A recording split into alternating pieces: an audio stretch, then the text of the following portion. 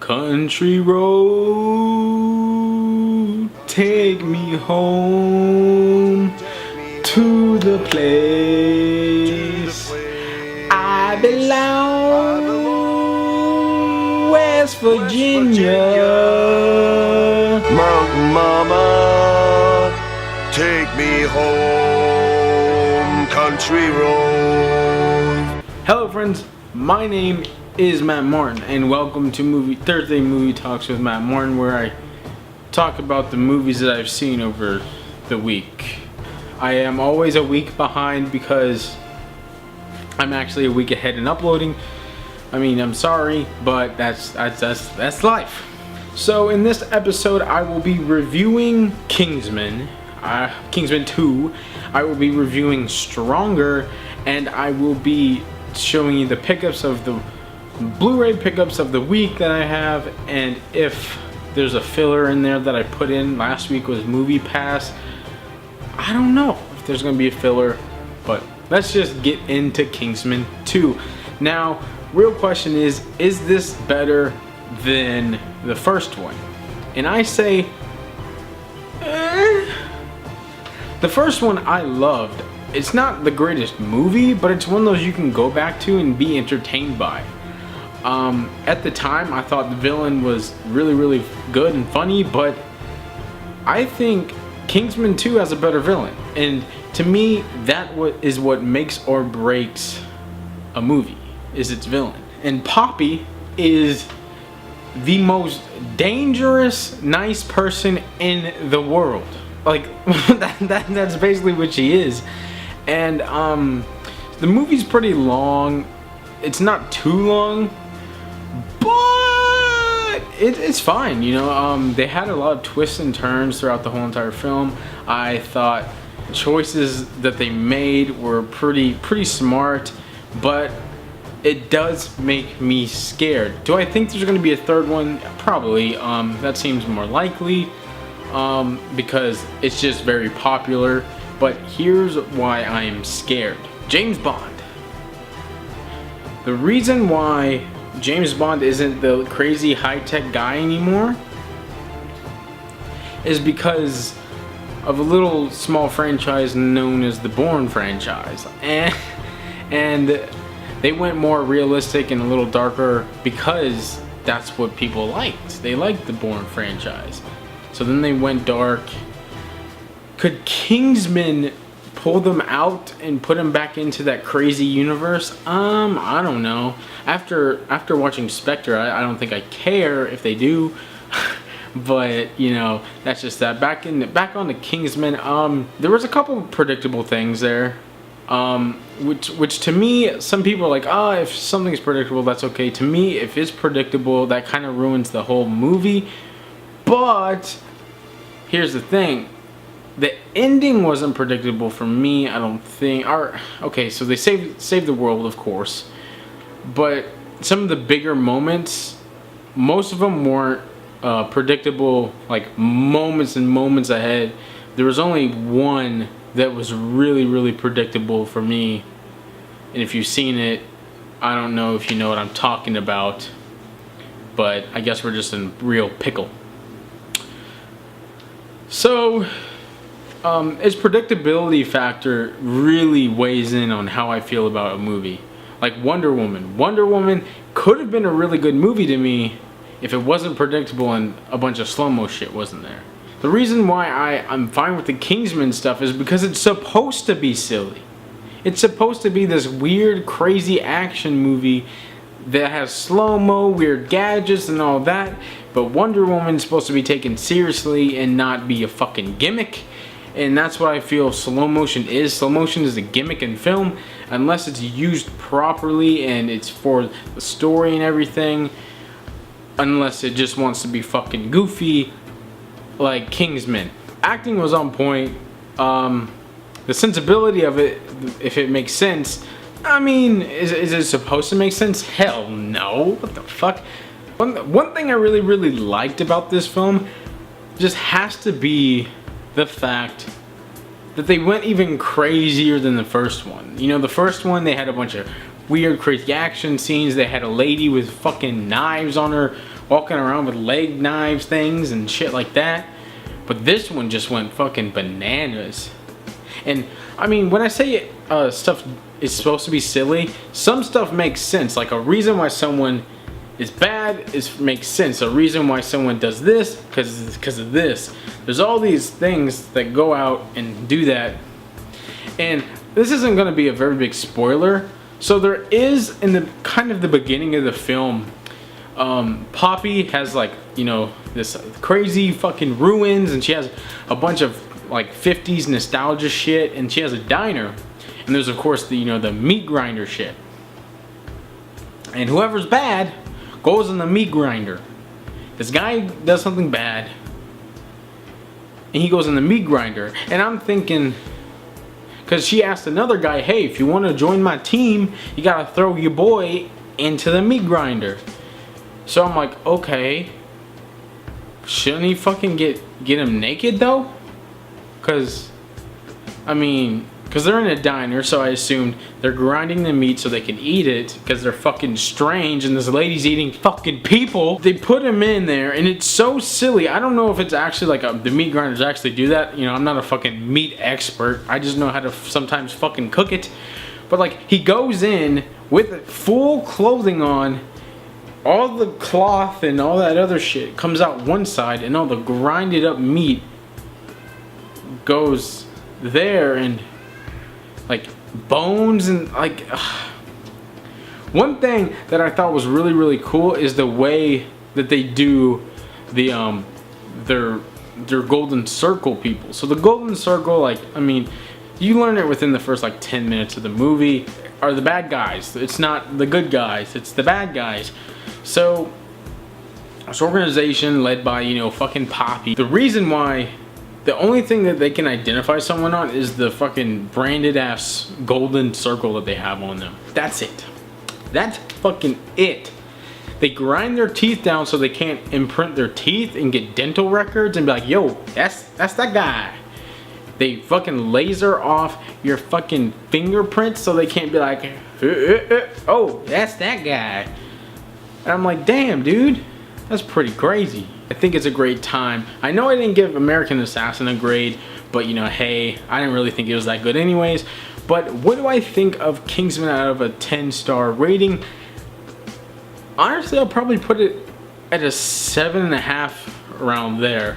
I don't think it's great, like good enough to be compared to some of the films that I have graded 8s, even though you've only seen me grade like 2 films, or technically 1. But what I have on my IMDb, you know, all these things, you know, blah blah blah blah blah. So I put it right in the middle. I would probably lean towards more 7 instead of 8, just because of story and structure wise. But I think here's how I'm gonna like really grade. So you get my like initial grading, you get my 1 through 10 scale rating, but then you get this rating. Would I buy it on DVD, or would I watch it on demand, like on like Netflix or something? Like, would I wait for it, or would I buy it on Redbox, Blu-ray, or Steelbook? I would buy this shit on Steelbook because I have Kingsman: The Secret Service on Steelbook, so might as well do that. So right now I'm going to send myself into the future, and I am going to review Stronger. I think that's what its name is. Stronger, starring Jake Gyllenhaal.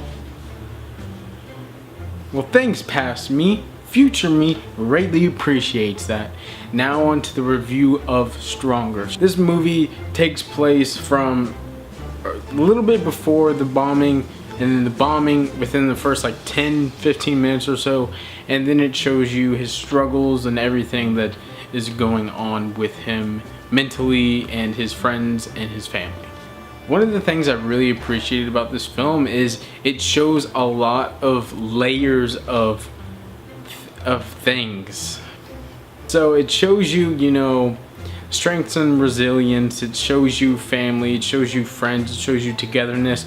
But one of the things that I really appreciated in this movie was it showed the darker side of the aftermath of the tragedy. And it comes full circle throughout the film, and I think it's one of the better parts of it. I mean, I really enjoyed this film, and it might even crack my top 10, but the fact that they spoke about it, that they showed you the darker side of the aftermath. Now, I'm not saying, people who passed, people who lost limbs, people who, have these other struggles. I'm talking about how, as America and as people, we treat this thing.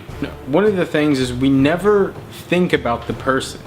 We always do these things and we never think about what would it be like to be in those person's shoes. Would I want all this media attention? Would I want all this? Would I want all that? And this film digs deep into that, and it shows the guy, he didn't want to be in that situation, but then it comes full circle. And I think this was a very beautifully executed film.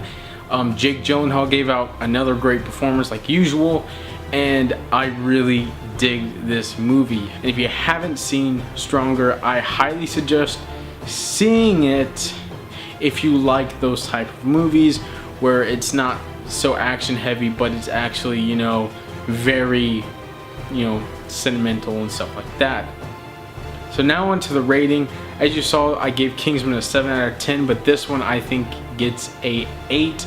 I really enjoyed it. I do see myself seeing it again, getting it on Blu-ray, and enjoying it like that, because I think it was a very good film. So now on to the Blu-ray pickups of the week. I didn't know if I was actually going to do this, but I had credits from Best Buy and stuff to spend, so I have like a bunch of movies right here.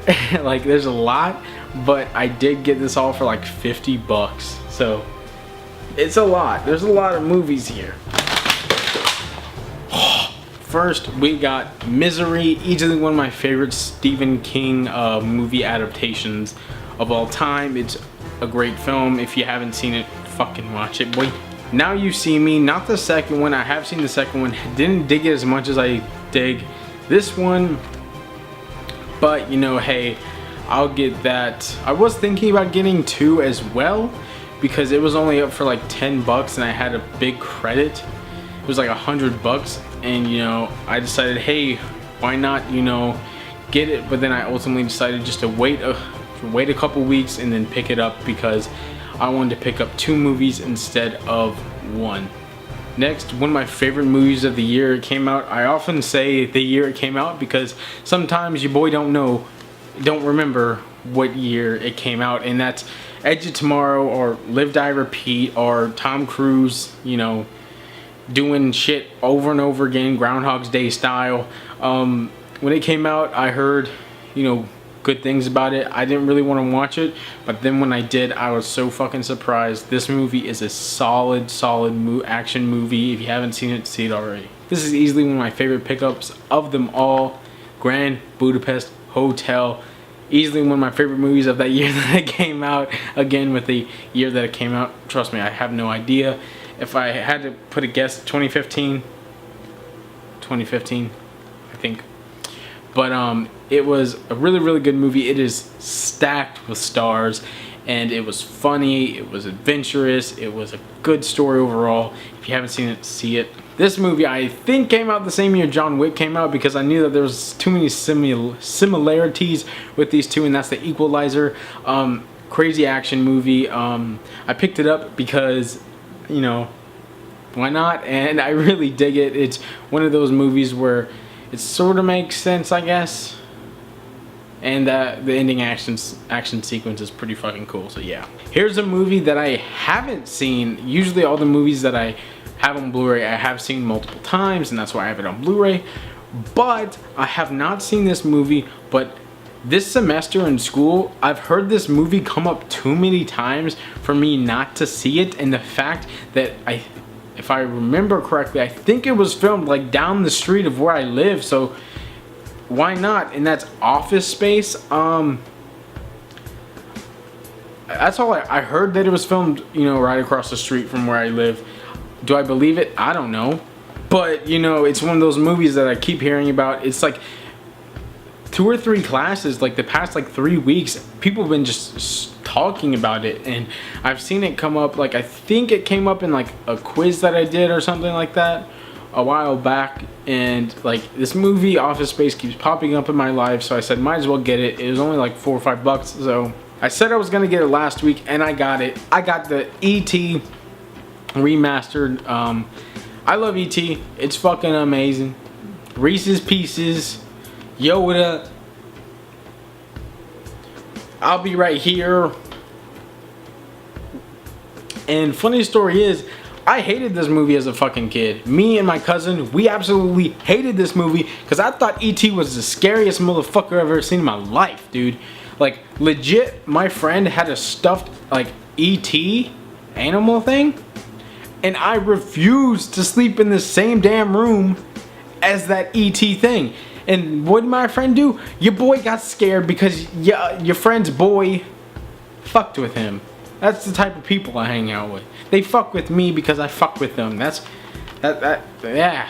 E.T.'s a great movie though. I refused to watch it as a child, but now I fucking love it because E.T. Phone Home, boy.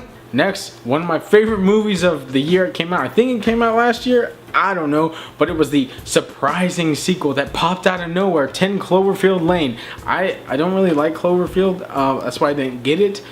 But when I opened it, they said, hey, here's Cloverfield for free. Like, they have a digital code. I don't really like digital codes, but I still, I guess I'll give Cloverfield a watch. Never really cared for it. I'll try to watch it again. But this movie was so great for one reason and one reason only. I knew the backstory about this. I knew it was, you know, set in the Cloverfield universe. It was, you know, you're supposed to be like, oh yeah, there are aliens attacking the world.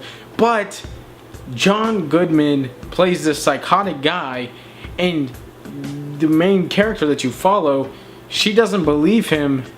And it kind of puts you in the middle because you're like, I know that there's aliens attacking Earth,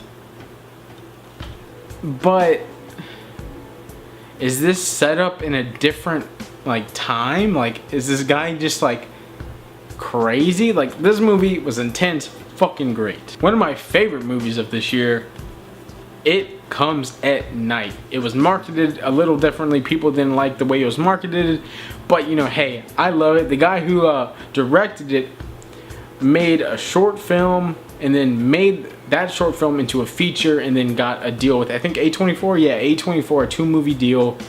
And this was, I think, the first one he did, and it's fantastic.